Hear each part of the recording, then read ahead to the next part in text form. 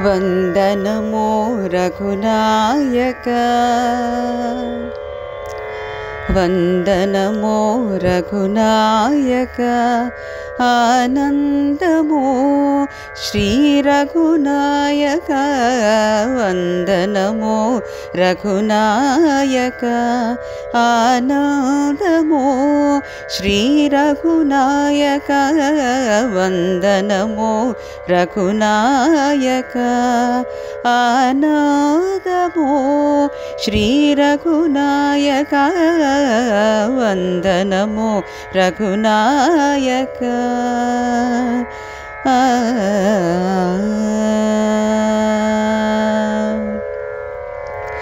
పొందుగ పాదారవిందము కనుగొందున రఘునాయక పొందుగ పాదారవిందము కనుగొందున రఘునాయక పొందుగ పాదారవిందము కనుగొందున రఘునాయక వందనమో రఘునాయక ఆనందమో శ్రీ రఘునాయక వందనమో రఘునాయక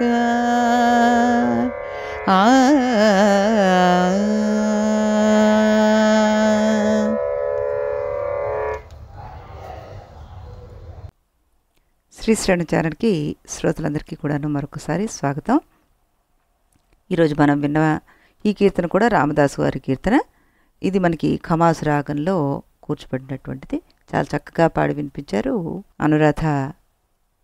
మరోసారి ఆవిడకి అభినందనలు తెలుపుతూ మనం నిన్న స్థితి ప్రకరణని మొదలు పెట్టుకోవడం జరిగింది. అసలు ఉత్పత్తి ప్రకరణ, స్థితి ప్రకరణ ఇవి ఎలాంటివి అని చెప్పుకోవడం కూడా జరిగింది. ఇవి తటస్థ రూపాల కింద చెప్తున్నారు. పరమాత్మకి తటస్థ రూపాల కింద చెప్తున్నారు. ఆయన స్వస్వరూపం ఏమిటి అంటే చిత్ చిద్ సత్యం అనంతం ఆనందం అంటూ స్వరూప లక్షణాలు చెప్పుకుంటే, ఈ సృష్టి స్థితి లయ అన్నవి తటస్థ లక్షణాలు అంటూ చెప్పుకోవడం జరిగింది. దాన్ని నిరూపించే అనేక శృతివాక్యాలను కూడా మనం చెప్పుకోవడం జరిగింది. అలాగే నిన్న మనం భవిష్యత్ పుర నిర్మాణం చిత్త సంస్థమివోదితం మర్కటానల తాపాంతం మసదేవార్థ సాధకం అంటూ ఒక శ్లోకాన్ని సర్గ 1లో 4వ శ్లోకాన్ని చెప్పుకున్నాం. ఈ ప్రపంచం అంతా మనస్సులోంచి బయటకు పొడుచుకు వచ్చిన భవిష్యత్తు పట్టణం నిర్మాణం మాత్రమే. ఇది ఎలాంటిదంటే చెట్టు కొమ్మలో కోతి కల్పించుకున్న వేడి నిప్పు లాంటిది, వేడి లాంటిది అంటూ మనం ఉత్పత్తి ప్రకరణలో చెప్పుకున్న దృష్టాంతం ఇక్కడ గుర్తు చేశారనమాట. ఆ కోతి కొమ్మలోని నిప్పులాగా ఈ ప్రపంచం అంతా లేనిదిగా ఉంటూనే అజ్ఞులకు సుఖదుఖ కార్యాలు సాధించి పెడుతూ ఉంది రామ, ఇదే అసలైన సిద్ధాంతం అని మొదలుపెట్టారు స్థితి ప్రకరణ మన వశిష్ఠుల వారు. అప్పుడు రాముడు వెంటనే ఒక ప్రశ్న వేశారు, గురుదేవా, గింజలో చెట్టు ఉంది, అలాగే మహాప్రళయంలో ఈ ప్రపంచం అంతా బీజరూపంగా ఉందంటే యుక్తియుక్తంగా ఉంటుంది. మహాకల్పక్షయే దృశ్యమాస్తే బీజ ఇవాంకుర. అంతేగాక అనేక మంది పెద్దలు కూడా ఇలాంటి సిద్ధాంతాలు చెప్తున్నారు. వాళ్ళంతా తెలివి తక్కువ వాళ్ళ మరి అంటూ అడిగారు రాముడు. అప్పుడు వశిష్ఠుల వారు అన్నారు, భ్రూతే యా ఏవం అజ్ఞత్వం ఏతత్ అస్య అస్తి సశైవం అన్నారు. అంటే ఇలా చెప్పేవాళ్ళకి అజ్ఞానంతో పాటు పిల్లతనం కూడా లేకపోలేదు అని నువ్వు తెలుసుకో. నువ్వు చెప్పిన విత్తు చెట్టు ఉదాహరణలో విత్తుకు ఆకారం ఉంది, అందువల్ల దానిలో సాకారమైన చెట్టు సూక్ష్మంగా ఉండవచ్చు. మరి పరబ్రహ్మకు ఆకారం ఉందా? లేదుగా. మనస్పష్టేంద్రియాతీతం యత్ స్యాదతి రామాణు బీజం తద్భవితుం శక్తం స్వయంభూర్జగతాం కథం. ఈ బ్రహ్మ ఇంద్రియాలకు మనసుకు కూడా అందడు, అంత సూక్ష్మమైనది. పైగా అది స్వయంభూ అంటే అది ఏ చెట్టు నుంచో పుట్టే గింజ లాంటిది కాదు. అది ఏ వికారాలు లేనటువంటి అద్వితీయ వస్తువు. అది మరొక పదార్థానికి విత్తు ఎలా అవుతుంది? కనుక బ్రహ్మలో ప్రపంచం లేదనడమే సత్యం. అదీగాక రామ, ఈ ప్రపంచం పరిణామ విధానంలో జన్మించడం లేదు. వివర్త విధానంలో జన్మిస్తోంది. అంటే భ్రాంతి వల్ల తాడు మీద జన్మించినట్లుగా జన్మిస్తోంది. భ్రాంతి కలగక ముందు పాము సూక్ష్మ రూపంలో తాడులో లేదు కదా, అందులో లోపల దాక్కొని లేదు కదా. అలాగే ఈ ప్రపంచం కూడా ప్రళయంలో బ్రహ్మలో లేదు అన్నారు. అనగానే రాముడు అన్నారు, గురుదేవా, ఈ ప్రపంచం హిరణ్య గర్భుడి మనోరాజ్యమని మీరు పూర్వం చాలాసార్లు చెప్పారు. అందువల్ల ఈ ప్రపంచ ఉత్పత్తికి సహకార కారణాలు ఏమీ అవసరం లేదని కూడా మీరే చెప్పారు.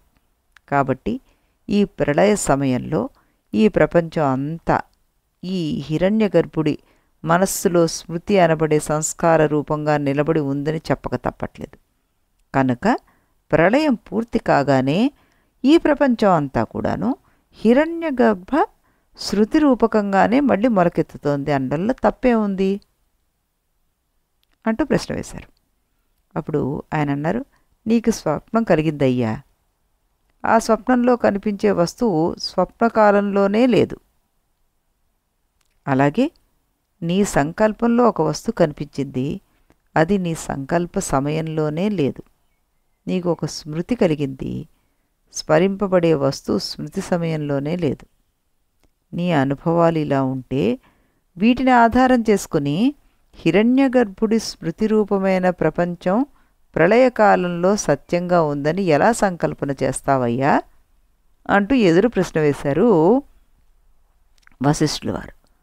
రాముడన్నారు, అదేమిటండి, నేను సుషుప్తిలోకి వెళ్ళాను, అజ్ఞానంలో పడిపోయాను, అంత మాత్రం చేత నా సంస్కారం అంతా నశించిపోతుందా ఏమిటి? లేదే, జాగ్రత్త అవస్థ వచ్చేసరికి మళ్ళీ నా సంస్కారాలన్నీ బయటకు వస్తున్నాయిగా, స్మృతి కలుగుతోంది. అలాగే ప్రళయ సమయంలో హిరణ్యగర్భుడు మాయలో లీనమైపోయాడు, కానీ ప్రళయం పూర్తయ్యేసరికి అతనికి స్మృతి మళ్ళీ తిరిగి వస్తుందిగా, ఇందులో తప్పేమిటి అన్నాడు. అప్పుడు వశిష్ఠుల వారు అన్నారు, రామా, నువ్వు సుషుప్తిలోకి వెళ్ళి మళ్ళీ జాగ్రత్తలోకి వచ్చే లోపల మధ్యలో నీకు మోక్షం వచ్చేసేయలేదు కదా, అక్కడ ఇక్కడ నువ్వే ఉన్నావు. అందువల్ల నీ స్మృతి నీకు మళ్ళీ తిరిగి వచ్చేసింది. కానీ హిరణ్యగర్భుడి యొక్క మహాప్రళయ సందర్భంలో పరిస్థితి అది కాదయ్యా. నేను చెప్పేది హిరణ్యగర్భుడి దైనందిన ప్రళయం గురించి చెప్పట్లేదు, అతడి మహాప్రళయం గురించి చెప్తున్నాను. ఆ సమయంలో హిరణ్యగర్భుడికి ముక్తి వచ్చేస్తుంది, ఇంకా ఆయన లేడు. అంటే అప్పటికి స్మృతికర్త ఇక లేడనమాట. పై సృష్టికి కొత్త హిరణ్యగర్భుడు వచ్చాడు, ఆయన వేరు ఈయన వేరు. ఆయన స్మృతి ఈయనకి ఎలా కలుగుతుంది అప్పుడు? అందుకే నీ సిద్ధాంతం కుదరదు. అందుకేగా ఇందాక ఉదాహరించుకున్న ప్రళయ ప్రాతిపదిక స్మృతి వాక్యాల్ని సదేవ సౌమ్యేదామగ్ర ఆసీత్ అలాంటి వాక్యాల తాత్పర్యం ఏమిటంటే ప్రళయ సమయంలో ప్రపంచం బ్రహ్మస్వరూపంగా ఉందని చెప్పడమే అంటూ ఆయన చెప్పారు. చెప్పిన తర్వాత ఆయన ఏమన్నారు, ఇలా చెప్పడం వల్ల బయటికి వచ్చే మరో ఉపసిద్ధాంతం ఏంటంటే జగత్తు, జీవుడు, ఈశ్వరుడు అనే ముగ్గురు కూడా చిన్మాత్ర స్వరూపులే అని. వాటిలో ప్రపంచాన్ని ప్రపంచంగా చూడడం బంధం, ప్రపంచాన్ని బ్రహ్మగా చూడడం ముక్తి. జీవుణ్ణి కానీ ఈశ్వరుని కానీ పట్టుకుని వీళ్లలో ఉన్న సత్యాంశం ఏమిటని పరిశోధిస్తే మిగిలేది పరిశుద్ధ పరబ్రహ్మే. కనుక రామ, బంధమోక్షాలనేవి మనం చూసే చూపుని బట్టి ఉన్నాయి. ఈ దృశ్య ప్రపంచం లేదనుకుంటే గాని మనస్సు అనే పిశాచం మనకి పోదు. అయితే మనస్సేమో లోపల ఉంది, దృశ్య ప్రపంచమేమో బయట ఉంది. బయట ఉండే దృశ్య ప్రపంచానికి చికిత్స చేస్తే లోపల ఉండే మనస్సు అనే వ్యాధి ఎలా తొలుగుతుంది అని సందేహం వస్తుంది. నీకు పూర్వమే చెప్పాను నేను, లోపల బయట అనే భేదం మనస్సు చేసే గారడి మాత్రమే. లోపల బయట అనేవి లేనేలేవు. మనోజగజ్జగదఖిలం తథా మనః పరస్పరం త్వవిరహితే సదైవ హి త్వయోర్ద్వయోర్మనసి నిరంతరం క్షితే క్షితం జగన్నతు జగతి క్షితే మనః అన్నారు 15వ శ్లోకంలో 4వ సర్గలోనే. అంటే మనస్సే ప్రపంచం, ప్రపంచమే మనస్సు, అవి విడివిడిగా లేనేలేవు. అయినా ఈ రెండిట్లో మనస్సు నశిస్తే ప్రపంచం నశించిపోతుంది. ప్రళయాదుల వల్ల ప్రపంచం నశిస్తే మనస్సు మాత్రం నశించదు. అయితే అప్పుడు రాముడు వారు అన్నారు, ఇలా అర్థం కావట్లేదని, దీనికి ఓ దృష్టాంతం చెప్పండి గురువర్య అన్నారు. అప్పుడు వశిష్ఠుల వారు అన్నారు, దృష్టాంతాలకు లోటేమిటోయ్, ఇదివరకట్లో చెప్పుకున్న ఐందవోపాఖ్యానం దీనికి దృష్టాంతమే. ఇంద్రజాలోపాఖ్యానం కూడా దీనికి దృష్టాంతమే. ఏది ఆడవన చరిత్ర అయినా ఈ రెండు ఉత్పత్తి అనే దృష్టిలోంచి చెప్పినవి కనుక ప్రపంచం అంతా మనస్సు మీదే ఆధారపడి ఉంది అని చెప్పేందుకు ప్రత్యేక దృష్టాంతంగా నీకు మరో కథ చెప్తాను చూడు. ఇది భార్గవోపాఖ్యానము అన్నారు ఆయన. భార్గవోపాఖ్యానం అంటూ ఆయన మొదలుపెట్టారు. మొదలుపెట్టి అందులో ఆయన చెప్తున్నారు, కల్పాలు, ప్రళయాలు, మహాప్రళయాలు ఎలా వస్తాయో నీకు తెలుసు కదా రామా. ఈ వరుసలోనే ఒక మహాప్రళయం అయిపోయింది. ఒక బ్రహ్మగారికి ఆయుష్ తీరిపోయింది. కొత్త బ్రహ్మగారు వచ్చారు. ఆయన గారి మొదటి రోజు సృష్టి ప్రారంభమైంది. ఆ సృష్టిలో భృగువు అనే మహోత్తమ జీవి ఒకడు పుట్టాడు. నీకు తెలుసు కదా రామా, వెనకటి కల్పాల్లో ఉత్తమోత్త తపస్సాధనలు చేసి కైవల్య స్థితిని అందుకోబోతూ ఉండగా కల్పాంతం రావడం వల్ల తపస్సు ఆగిపోయిన జీవులు కొంతమంది ఉంటారు. అలాంటి జీవులు పై కల్పాలలో మనువులు, సప్త ఋషులు, దేవతలు మొదలైన అధికార పురుషులుగా జన్మలెత్తుతారు. అలాంటి వారి జన్మలు, వీరి జీవిత చరిత్రలు మామూలు సంసార పక్షపు సాదా జీవితాలుగా ఉండవు. వాళ్ళ తీరే వేరుగా ఉంటుంది. అలాంటి కోవకు చెందినవాడు ఈ భృగువు అన్నమాట. అతడు ఈ కల్పంలో రాబోయే రోజుల్లో సప్త ఋషుల్లో ఒకడు కావలసి ఉన్నవాడు. భృగువు అంటేనే కొండ చర్య అని అర్థం. ఈ భృగువు మందర పర్వతపు చర్యల మీద భార్యాసహితుడై ఎక్కువ కాలం తపస్సమాధిలోనే కాలం గడుపుతూ ఉండేవాడు. తపోమయ జీవనులైన ఈ దంపతులకు శుక్రుడు అనే ఒక కొడుకు పుట్టాడు. యవన దశ వచ్చేసరికల్లా ఆ కుర్రవాడు మన్మథుడి అంత అందంగా, బృహస్పతి అంత మేధావిగా, తన తండ్రి అంత తపస్విగా తేరాడు. వాళ్ళది ఏకాంత జీవనం, అడవిలో నివాసం. తండ్రి ఎప్పుడు చూసినా రాతి బొమ్మలాగా సమాధిలో ఉంటూ ఉండేవాడు. ఎప్పుడైనా ఆయన సమాధి విడిచి బయటకు వస్తే శుక్రుడు ఎంతో ప్రేమగా ఆయనకు శుశ్రూష చేసేవాడు. ఆ సమయంలో తండ్రి చేసిన బోధ వల్ల పరమాత్మతత్వం పట్టుబడి అతను కూడా తపస్సమాధిలోకి ప్రవేశిస్తూ ఉండేవాడు. అతని సమాధి ఎక్కువసేపు నిలిచేది కాదు. అతని సమాధిలోంచి బయటకు వచ్చేసరికి తండ్రి రాతి బొమ్మలా మళ్ళీ బిగుసుకుపోతూ ఉండేవాడు. ఈ కుర్రాడు శుక్రుడు చేసే పని ఏమీ లేక కొండ చర్యల వెంట, సెలయల వెంట అలా అలా తిరిగి వస్తూ ఉండేవాడు. శుక్రుడు సహజంగా భావుకుడు, సరసహృదయుడు, కవి. ఆ అడవిలో ఉన్న ప్రకృతి సౌందర్యాలకు అతని మనస్సు పొంగిపోతూ ఉండేది. ఆ నెమలి కూతలు, ఆ పూల పానుపులు, ఆ వెన్నెల జల్లు అతనికి మత్తెక్కిస్తూ ఉండేది. కానీ ఇంతలో తండ్రి గారు చెప్పిన తత్వజ్ఞానం గుర్తుకొస్తూ ఉండేది అతనికి. ఇంత సుస్థిరంగా కనిపించే పర్వతమే నిత్యం కాదంటుంటే ఈ పూల పానుపుల విలువెంత? మరో మగనెమలి కనిపిస్తేనే చిర్రుబుర్రులాడే ఈ నెమలి కూతల విలువెంత? రోజురోజు క్షీణించిపోయే ఈ చంద్రుడి కురిపించే వెన్నెల విలువెంత అని అతడు ఊగిసలాడిపోయేవాడు. ఓ పక్క సౌందర్య తృష్ణ, మరో పక్క తత్వజిజ్ఞాస. ఒక పక్క ప్రపంచం సత్యమనే ఊహ, మరో పక్క ఆత్మతత్వ వివేకం. ఓ పక్క సౌందర్యం కోసం తపన, మరో పక్క సమాధి కోసం ఆరాటం. ఇలా నిరంతరము మనసు ఊగిసలాటైపోయింది. ఆ శుక్రకుమారుడికి మనశ్శాంతి దక్కగా తన పరిస్థితి అటు ఇటు కాని త్రిశంకు స్వర్గంలా తయారైంది. శుక్రుడు ఇలా గిలగిలా కొట్టుకుంటున్న రోజుల్లో ఓనాడు అతను తన తండ్రి పక్కనే కూర్చుని సమాధి కోసం కృషి చేశాడు.